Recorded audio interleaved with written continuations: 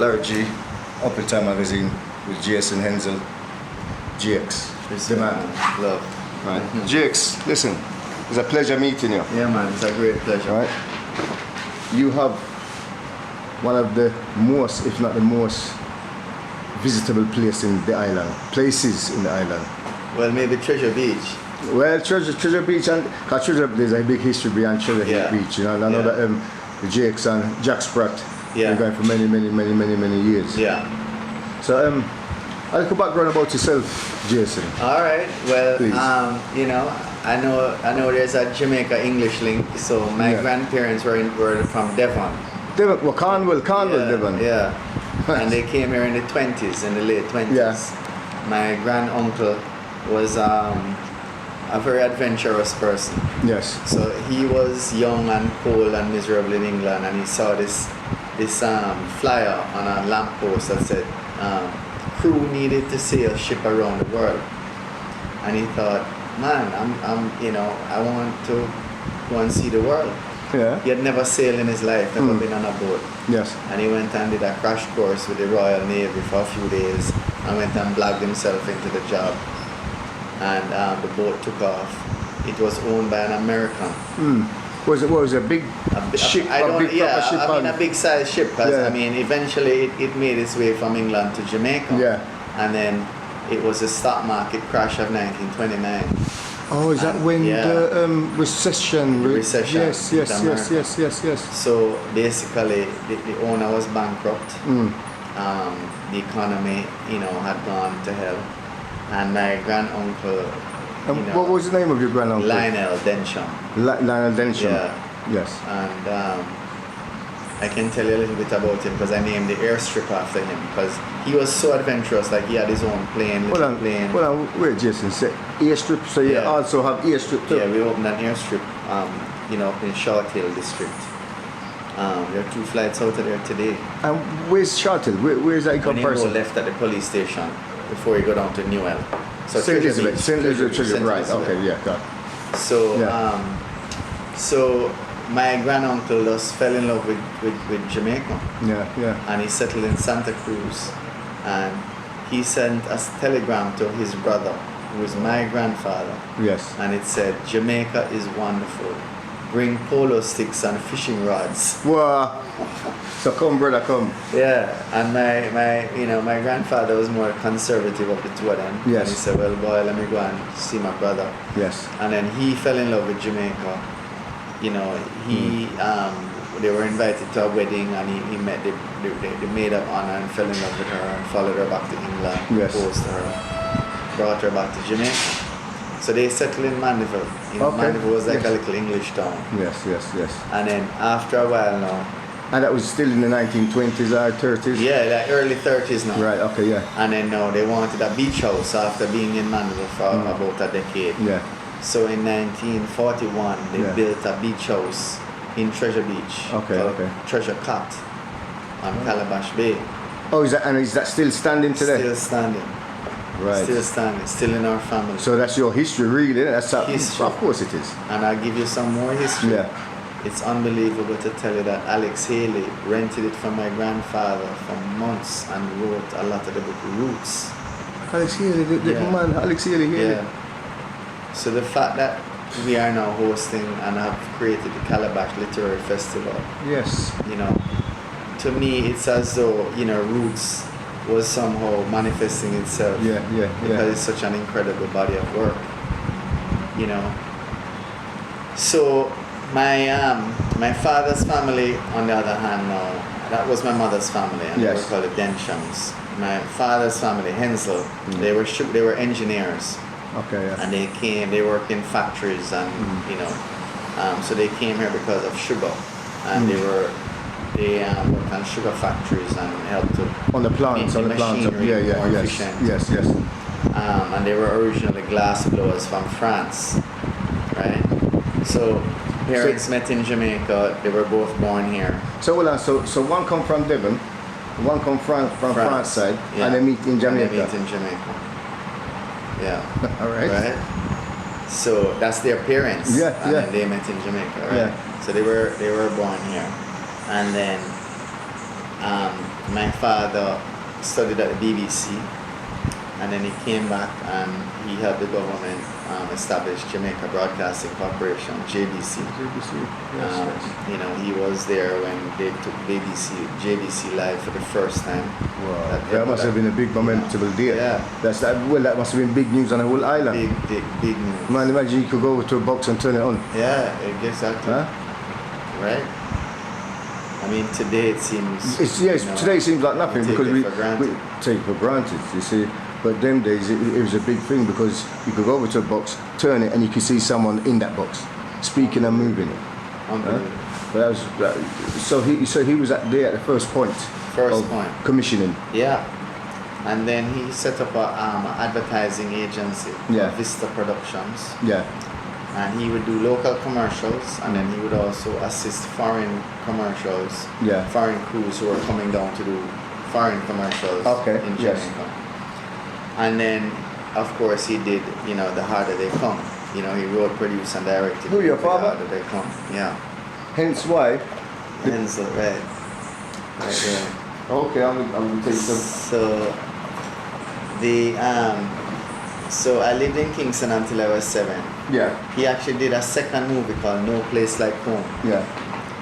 And that movie is a different style of movie, and it's actually coming out the end of August. No Place. So it's going to be. Is it going to be worldwide released, or is it going to be released? Because it was lost. The footage was lost for 30 odd years. So is that a spin-off of How Do They Come?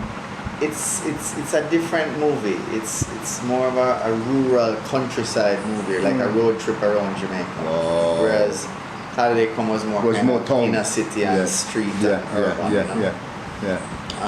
And what's the name of that film? What's going to be coming up? No Place Like Home. So it's going to be released at the Brooklyn Film Festival on August the 23rd. Okay.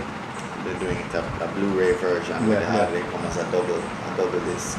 So that's definitely a film to watch out for. Yeah, it definitely is, because a film How Do They Come? When the film's playing, I could speak verse by verse, especially when the man coming with no pants. Yeah. And the woman say, "I wonder what kind of story am I gonna make up now?" Man, you know that is definitely one of my favorite films. How Do They Come? Wow. And it's nice to know that your father made it, which I never knew. Yeah. It's only now you're speaking. I'm looking around and seeing. Yeah. I'm seeing. Yeah. You know. Yeah, so rest in peace. So you know, I had a very unique upbringing in Jamaica. I can tell you that. Yeah. Because when I was 7. Yeah. The How Do They Come came out. None of the main movie distributors understood the movie. They didn't understand patois. It was the first time a dreadlocks had been on stage, so they didn't understand. Remember, this is before Bob Marley got big. Yeah, you're right. Yeah. So they said, Perry, we don't understand this movie. We can't distribute this. Don't know movie. how to do it. So he ended up being an independent distributor and taking it to 44 countries around the world. He done his own marketing. Yeah, as an independent. Yeah. So what happened, he didn't want to leave my mother and the children in Kingston in the 70s because it was pretty volatile. Yes. So we bought an old abandoned old stone house in the country in Runaway Bay called Cardiff Hall. And, that's up St. Anne. Yes. Yes. So we moved there. No electricity, no running water inside, only outside. And I was put in a public school. I had to walk about 6 miles to school and 6 miles back. So I had a very colorful upbringing. You know, I went to 8 different primary schools. So really, you growing up, your childhood wasn't really easy. You wasn't kind of silver spoon fed. No, not silver spoon fed. But at the same time, to me, you know, I didn't really want for anything per se because it was just how I was growing up. Yeah, but you know, I didn't see myself as, you know, a lot of schools I went to as the only white child. Yeah. But man, it must. I knew what to play ball, and you know, I didn't see myself as any worse, any better, any. Yeah, it must have been kind of hard, though. Really, them days, no? But you know, you do what you do. You know, you're in the country and you ride skater and you make slingshot and you make gig and spin gig and marble, and I mean, you know, you have fun. And as I said, we had no electricity, so it's not like I could go home and watch TV. So listen to enough brain as a story and a lantern all the time. Yeah, you know, makes you the person you are, right? You're right. You're right, because there's no kind of technology was kind of interrupting your thought process, you know. Yeah. You're actually making and creating your own types. Yeah. You know, if you want to like a go-kart, you have to get twig or something and string and make you one thing. True. When it's gig, drive near trail, wood chip him off, string, bang, gun. True. You know, that make you an engineer person kind of thing. You That's know, true. I remember Chris Blackwell brought my parents a Nakamichi sound system in a big black suitcase with foam and it ran off of a car battery. Right? So my parents would take the battery down to the golf course in Bay to have them charge up the battery. Yes. And then, you know, after a few weeks you would hear the song dragging and you know the battery wear out, so I have to take it back down. You know. And you know, so I had a great upbringing, a great rural life, country boy kind of upbringing, you know. It is nice. It is nice in the country, you know, because I love St. Elizabeth. St. Elizabeth is where my heart and family is. Yeah. You know what I mean? So St. Elizabeth now is where we would come for our beach house. Yeah. You know, my grandfather's cottage became like the beach house of the family. And that's a calabash, right? That's calabash. That's what you and you hold that event yearly or something, you know? Or we hold, so my sister and two authors started a literary festival in 2000, year 2000, called the Calabash Literary Festival. Yes. So, it was named after Calabash Bay. Yeah. And so, you know, I after school now, I wanted to be the opposite of my parents. And my parents were both artists, you know, bohemian, kind of creative people. I wanted more stability. Right. So I got into banking, right? Okay. So I went to Babylon, you know, and bean counter. And you know, you know, because to me that represented stability and that's the backbone of business, really. That's the and principle, really. My mother now had started Jakes as a restaurant. And what year was that? That was 93. 1993. Yeah, 1993. On the 7th of March, my father's birthday. So I would come over from Montego Bay. I managed the Montego Bay branch of a merchant bank. Yeah. I'd come over a lot of weekends and see my mother and see what she's doing. Yes. And then I said to her, boy, you know, let's build some more rooms. Let's build some rooms onto the restaurant. Yeah. Because, you know, that's the nostalgia of my childhood memories of Treasure Beach and, you know, shooting waves on Calabash Bay and hanging out with local kids. So she said, boy, you know, I don't think it will work. Because it was only really German backpackers, budget people. What used to come here in the 90s, come to Treasure Beach, They would buy a bully beef and them good for the day. Yeah, and a you know, a bulla on a shop piers and sit down and live in a tent or, you know. Yeah. So I said, no man, let's build some rooms. And my cousin Andrew managed it for a little while and then he left. So I eventually saw the potential in my mind and I resigned from the bank and moved down here. So that was before telephones were here, the water supply, the electricity supply. Before the infrastructure was kind of put in the utilities. It was unstable. So people told me I was crazy. They said, Jason, you're the branch manager of a bank at 21 years old. Why would you leave that to go to somewhere that don't have telephone? You know, you're going locks up and grow weed and we're never going to hear from you again. But put this way, Jason, if you're 21 years old managing a bank, you can't do anything really then. Well, do you understand? Yeah, I took a leap of faith, you know. Yeah. And so I was 25 by then. Yeah. Right, so I moved down there when I was 25. But that was 25 years ago, I'm now 50. And, you know, I loved it. I just worked with the community and just loved the vibes here. And, you know, I felt a deep connection because I've been coming here from I was an infant. You know. Are you home? Are you home? Yeah, it's your home. It's my second home. It's your home. So to come back now and reconnect and to start this business, you know, as an entrepreneur, was a powerful thing. It is, and I guess it hasn't been pure clear sailing out of here. As anybody knows, to run a business, you eat, breathe, speak, and target. You know, because you are the business. I lived on the property for 10 years, and I had a little pickup truck, and I would go to the market, I would go to the bank, I would drop home the staff at night, I would take the guests, I'd put them in the back of the pickup and drive to Junction to go to a session, or watch cricket match up in Ballards Valley and all, it was unbelievable, and we eventually joined up with Chris Blackwell again and became part of his marketing group. So he was able to send travel journalists, which got us into some magazines. So the guests started coming out from So you are tied in as a consortium? Yeah, so we own Jakes, but we were under his marketing umbrella. Yes, it was called Island Outpost. So he had Goldeneye and Strawberry Hill, the caves. Wow. So linking up with him now, we were able to attract, travel journalists and get into magazines. And, it was as though people had never heard of Treasure Beach. So it was as though this was a brand new destination. Which is a hidden gem. Which wasn't true. It was a hidden gem. It's not that we discovered it. I mean, the Treasure Beach Hotel was started in the 30s.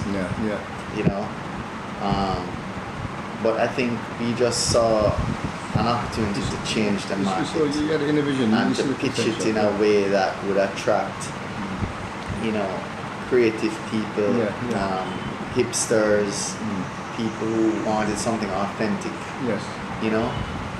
Because to me, you can kind of say Jamaica has two kinds of tourism. One is, I want to go to an all-inclusive and not think about anything and eat and drink. And nothing is wrong with that. And then you have another kind of person who is more of a traveler. Not really a tourist, but a traveler and a adventurous spirit who says, no man, I want to go to this. I want to go where the masses are not going. And it's a place where it's tranquil as well, where you could have space to think. Right. Because there's a lot of natural. Look at the trees, lovely trees and flowers, and the sound of the sea. That kind of relaxes a person. True. Which therefore their thought process would be even more better if they're creative on a creative side now. Sure. So the fact that it's a farming community and a fishing village, people are productive. They're hard-working people. So that's where the authenticity comes in. And we just thought that we could create a model of community tourism that would enhance that and highlight that and be proud of that, embrace that. The little Treasure Beach houses with the Spanish wall. So how many apartments have you got here? So we have 65 rooms now. 65 rooms? Yeah, we have 33 rooms on this property, and then we have cottages and villas, walking distance between mainly here and Old Wharf. Yes. Where's Old Wharf? Old Wharf is the next fishing village over. Okay. So you have Fort Charles, Billy's Bay, Frenchman, Calabash Bay, Old Wharf, Great Bay. And they're all run on the... Is that on the direction down to Alligator Pond direction? Correct. Okay. So Great Bay would stop at the Great Hydra Bluff. Right, yes. Then behind the bluff now you'd have all that land that kind of comes underneath the Lover's Leap. Yes. And then you'd go over to Port Kai's or Alligator Pond. Right, yes. So a lot of it is undeveloped. It's a lot of it is a sanctuary. The Black River Upper and Lower Morass is a massive protected area. Nice.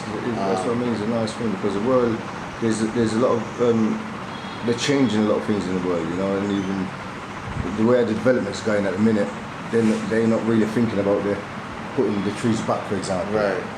But it's nice when you can keep something as it is and just work yourself within it. Instead of taking it away and putting up some steel, concrete, glass structure. So you work with what you have. So you've taken over Lover's Leap. And up there, you've done miracles up there. It's beautiful up there. Thank you. I recommend anybody to go there. Definitely. I always admired Lover's Leap, and I remember when the US Army was up there and you couldn't even go there as a Jamaican. They were using it as a drug monitoring station, So, we have asked the government to take that over, and I think we've turned. Right, so regarding to Lovers Leap now, what inspired you, Jason, to kind of take over the place? Because you see, I always remember that Lovers Leap place as it's a place you go, but when it wasn't in your hands, there was nothing really happening there. Right. You know, and it was a beautiful place, and it's like a place where everybody say, well, what a shame, only if the right man could get all of this, and this, and this. So what inspired you to take over Lovers Leap? I think what inspired me is that it had such this history, this legacy, this breathtaking view, being beside a lighthouse. Fabulous lighthouse. And you know, the truth is that it had been abandoned. Let's just be honest. I mean, I agree. Paint was stripping off the wall. It was the staff were not inspired. You know, it was very low on the priority list. Yes. So I approached the government and said, look, this is a gem. And I said, look, I would like to lease it, but I'll be honest with you, if someone else wants to lease it who has a better idea or more money, but basically you need to get this out of government hands and into the private sector. Right. It will mean more to an entrepreneur. So it took us a long time, you know, back and forth to the government. And finally, so how long that you actually been in the process? It took us 7 years. 7 years? 7 years, back and forth. So 2012. You 2012. Yeah. But finally they agreed. Yeah. They put it in the newspaper and nobody else was interested. And we signed a 10-year lease. And we put a considerable amount of money in upgrading it. Yes, putting in a generator, you know, new branding, new chairs, new table. It's fully fitted for us. You know, it's fully fitted for us. You know what I love is that a lot of people come there for weddings, for birthdays. It's like a place for special events. That's right, yeah. Whenever people have their family visiting from overseas. It's a welcoming in one place to go. Straight away. Yeah. Oh, let's go Lovers Leap. Yeah. Yes. And you know, I always tell people, you know, people say, oh, Jake's own treasure, Lovers. I say, no, the government, the people of Jamaica own Lovers Leap and always will. We are just making it better. We're just custodians for the time being running it. We don't own it. We respect that it's a state-owned thing. So it's something I'm very proud of. Very. And the staff up there are motivated and they see what we've done with it.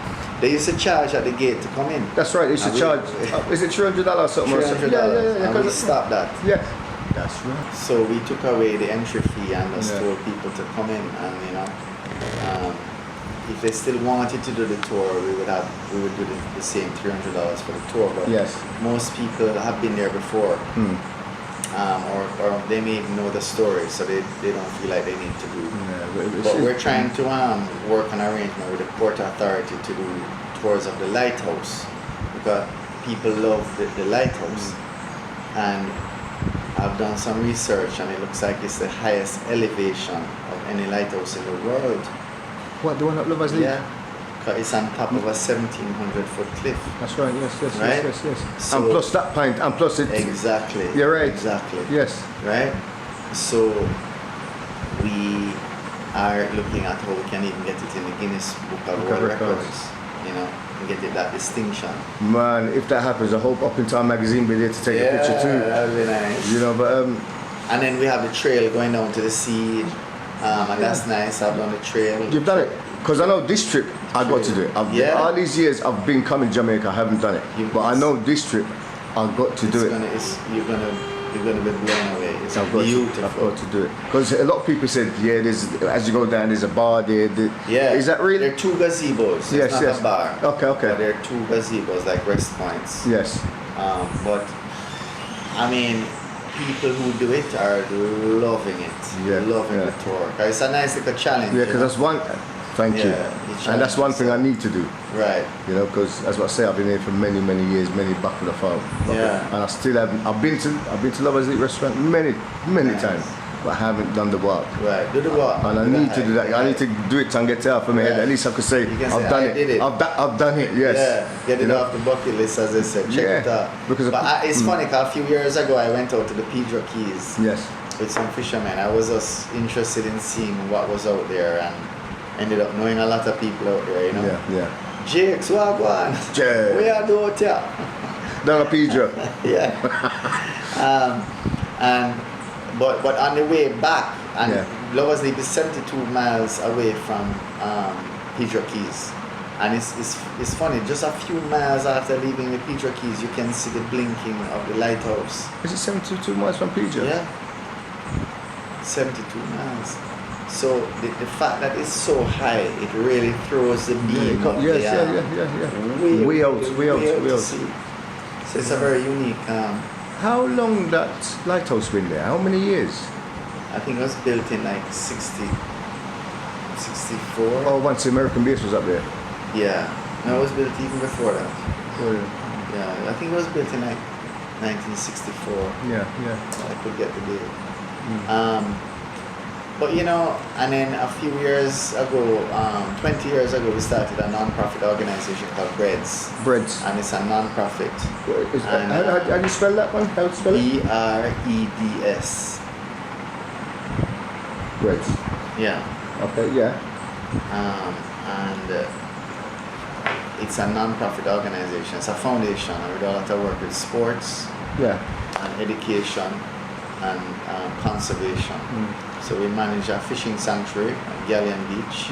Where is Galleon Beach? Just on the western side of Black River. Okay, right. It's a big area with seagrass and mangroves, and it's good for the breeding of fish. Yes. It's a huge sanctuary that's protected by the government. So people don't go there and fish. They don't fish Okay, there. It's a good. protected area for the breeding of fish. Yes. Um, So what do you call that? Freshwater fish then? no man, it's in the sea. Seawater. Yeah. Okay, right. Yes. It's in the sea. Yeah. And then we have a sports program with 17 acres of land. That we have a sports park, Yeah. and we have And where's that location? What's right across the road. We have, right across the road, Treasure Beach, right there. I'm going to show it to you. Yes, yes, please, yes. So we have courts, Yeah. fields, tennis court, swimming pool where children are learning to swim. We have community center. We have a children's So playground. would that be any kids from the community? Yeah, any area, any child, but primarily St. Elizabeth kids, Yeah, Treasure yeah, Beach yeah. kids. Yeah. But right now, for instance, we have a basketball camp, Yes. and there are 800 children over there. In the camp. 800 children. They come for the day Yeah. over the course of Monday to Friday. I'm going to show it to you when we finish. You're not going to believe No, it. I didn't. You know what? Jason said truth. You know, I didn't realize there was so much other Yeah. things going on. Because usually when I come here, I usually go, Jackson, Right. eat food and go in the Right. sea and but Yeah. I didn't realize behind the scene there's other activities and your other non-profit organisation Right. was going on. I Yeah. don't think a lot of people do know as well. Yeah. You know. We do a lot of work with, with education as well. We Yeah. did a game-based learning program, copied from a program in England called EduSport, Education Through Sport. Edu. EduSport. Okay. Yeah. And it's really learning through play. Okay. Yeah. And we created this program, and then we went to UNICEF, and we funded it in the first few schools, and then EduSport was monitored by UNICEF, and they said, all right, the reaction of the kids, their self-esteem, their You saw the improvement. less fighting, You saw the improvement. peer-to-peer Yeah, relation. yeah. They saw the improvement. Yes. And the teachers gravitated around it. Yes. So now it's in 88 schools across St. Elizabeth and Manchester. 88 primary schools. That's good. Something That's an achievement, you know. Huge achievement. Huge achievement. That's achievement. It's good, you know. So we do a lot of community work, which Yeah. is beautiful, and I love the community development part of it. And it must be nice in the board. Most people will tell you I love that even more than the hotel, Right, yes. Wow. So it is. You have to. Well, only you know. Yeah, But it's nice when you see people's benefiting from it, you know, Of and you course. can see the changes of people through what you're doing, and that's that is a good thing. So we need more people Yeah. like yourself to kind of say, you know what, I got the opportunity. Yeah. Let me do this, because then it make the world and place much better. And to show you, sometimes good can come out of bad, because I think you and I both know someone from England who drowned recently, a few years ago, Yes. unfortunate. Yes. And R.I.P. a foundation was established called Little Swimmers, and this girl Charlotte Holt and Becca Aikenhead, the widow, and they set up a non-profit in England, and they raised money to bring swimming instructors and to train local kids. So there have been over 350 children who have been taught to swim because of the swimming pool that we have at Breads. And is that all on the back of English? All on the back of that, that Yeah. unfortunate incident. Yeah, it was a part. It was. Yeah. It was Yeah, Tony was a great guy. The funny thing about it, I saw him a few months before my other friend passed away in England. We was at Fruit's funeral, and that was in December. About 5 years in December. Almost 6 years now. About 5, 6, and after Tony passed away in February time. So, yeah, and it's, so at least something lives on in his memory. Yeah, of course. Yeah. So we continue to our dream is for Treasure Beach to be a model for community tourism in the Caribbean. Yes. So we started an airstrip in 2010 for small planes to come in because we believe that this is it prop planes? Prop planes. Yeah. So we believe that with it being a low density development, low density destination, that people who can afford to stay in villas and can afford to take a small plane, but maybe don't want to drive 2.5 hours on the road. So that plane could come from Fleming, for example, straight down to here. Or even you arrive at Montego Bay or Kingston Airport on British Airways, and then you just jump in a small plane and come over. You're here in 18 minutes from Montego Bay. 18 minutes. Yeah. That's a big difference from 3 hours coming from Long Hill or whichever way you want to come. So a lot of people, there were 2 flights out to the airstrip today. So it's about whether it's Lovers Leap or the sports park or the airstrip or Breads. It's to us, it's like we see a bigger picture, an opportunity to really make an impact and not just be taking, but you see the potential and you see the vision. It's for other people to see the vision and kind of see the potential, and get on board. Let's do this thing.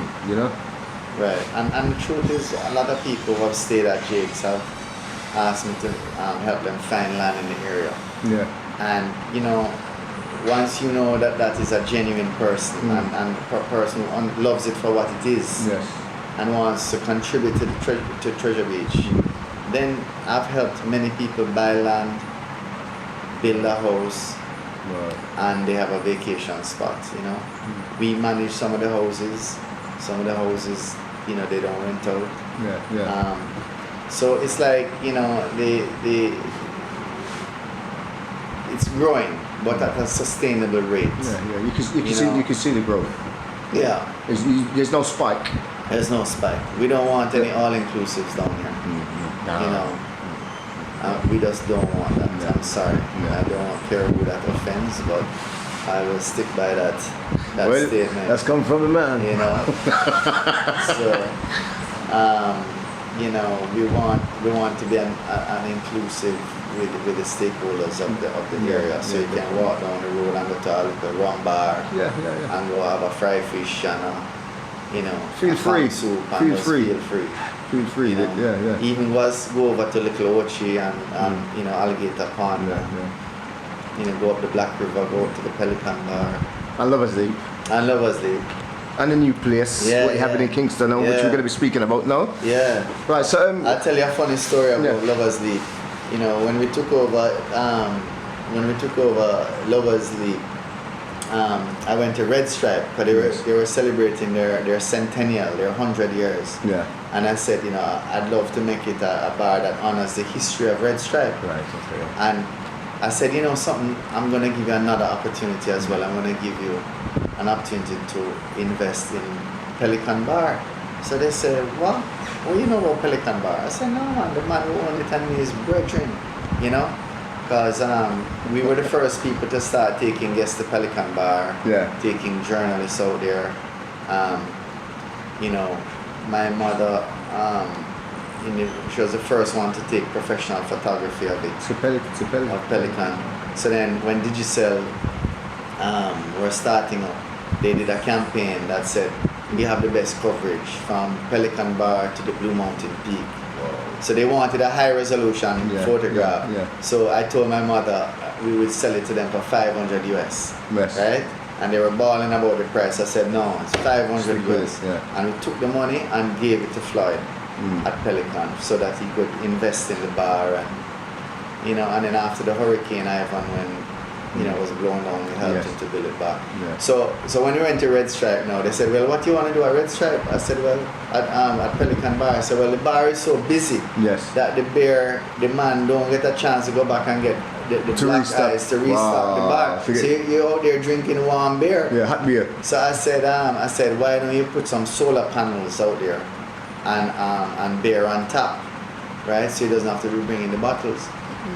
And the funny part of the story is that they ended up giving Pelican Bar more money than they gave Lovers Leap. Oh, you see, that's ironic. But you see, that's how life is, and I'm happy for him because to me, you're right. Floyd and Pelican Bar is an example of you can make something out of nothing. What's achievable. If you put your mind to it. It's a dream. He made something out of nothing. People told him he was crazy, that he was mental. And my mother looked at him and said, you are building a bar in the sea and people are calling you crazy. But I'll guarantee you one day you're going to be world famous. Well, she told him that. Put this way, man make boat we're going to see. Them crazy too? Yeah. It must be the ones who's going and it was crazy. Right? So, you know, and then another project we're working on now is where I grew up in Kingston. So it's kind of coming around full circle where, you know, I'm going back and honoring my father in that I want to set up a film museum that shows the history of Jamaican filmmaking.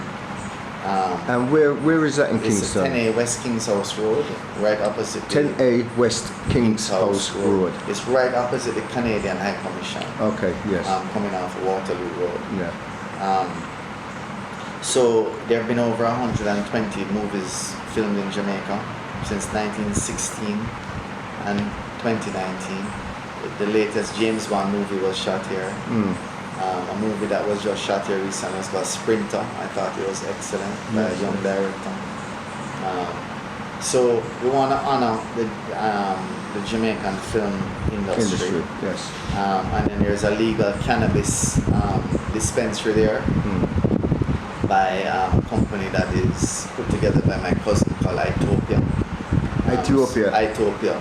So we rent a building. Is that the one in Portmore? No, they want to open a store in Portmore. Yeah. Because I think there is one something like that in Portmore. They want to open a store in Portmore. But your family one is named Itopia. Itopia. Okay. So Itopia with the medical cannabis, you know, is phase one, and then we want to put in this film museum, this film exhibit of Jamaican film. Yeah. And then I want to put in like a restaurant and bar, and there's a stage there, so it will be a performing stage. So it's been like live arts. Yeah. So Rodigan has performed there many times. You know, Chronix has performed, Protege has performed. You know, so we want to kind of curate that as a stage that. You know, you will have different types of performances. So is it actually up and running? Well, it must be up and running now. Yes, up and running. It's up and running. Yeah. So how many years has it been up and running now? No, it just opened last month. Wow. Yeah, it opened in July. So July. So next year you're gonna have a big anniversary party. Rodigan is coming in November the 9th to play at 10 a.m. Okay. And Rodigan is someone I really admire, you know, because he really pays a lot of respect to the artists and to the art form. Because we grew up in England, right, at a young age. It was only Rodigan and Tony Williams playing reggae music on the radio. Wow. That's how, and you only did that about hour in the evening for Rodigan. and Sunday was about 12 till 1 with Tony Williams. So when you're 8 and 9, you know, everybody, you know, everybody's in the front room. Around the radio. Yeah. That's it. That's it. What? I got a brand new musical biscuit. That's right. You know, hot off the press, test press. I saw Radigan in Bexhill in Sussex this summer, just a few weeks ago. Trust me, I arrived at the venue, you know, and there's a double-decker bus. Yeah. And I arrived behind the venue, so his back is to me, and I see the big hat. Yeah. Like a big beaver hat. Man, I mash up the place. Man. Radigan, I do respect to Radigan. See me in the crowd, that big me up, you know. How do they come? Yeah, man, I rate him. Yeah. You know, and you know, Jamaican film and music is just, you know, it's like Jamaica is so relevant to the world in terms of our culture and music and what we think is cool, fashion, how we sport, dance, how we dress, talk, how we eat. chat, you know. Because even It's unbelievable, yeah, you know. even going back to kind of, I just talked on the topic of eat. Even a lot of people kind of start being more conscious of what they eat. You know, a lot of people want more ground food. You know. Yeah. You know, like there's a lot of kale, and people start to put a lot more cinnamon and herbs and spice and this and that. So it comes right back around to how the Rastas live and ital food and you know, not wasting and you know. You have to start looking after the structure. Things come full circle, you know. Yeah. But you know, I was in England recently, and Laura, I can tell you that everybody's talking about the environment and climate change, and I really was. It made a big impact on me. You know, just how aware the average person in England is of climate change. Everyone's concerned. And you know, we have solar panels here, and you know, coming from England and even seeing that 15-year-old girl and you know, the demonstrations and the awareness that is coming to climate change. I'm going to put in more solar batteries here, solar panels. We need to start use more of the resource what we've got around us, the wind, the light. Right. So that's what I mean. We don't know how good we are in Jamaica. Yeah. You understand? So there are some mega wind turbines up on the hill here. That's right. Yeah. And some over on Wigton. Yes. And you know, there's a big 100-acre solar field that just went in down by Paradise in Westmoreland. Yeah. So you know, there's a lot happening, but we need to speed it up. We need to be bold and really just go up front of it and say, if you can please a Jamaican, you can please anybody in the world. Listen, on that note, Jason, thank you very much. Larry G, Upintime magazine. Keep it going. Yes. Bless.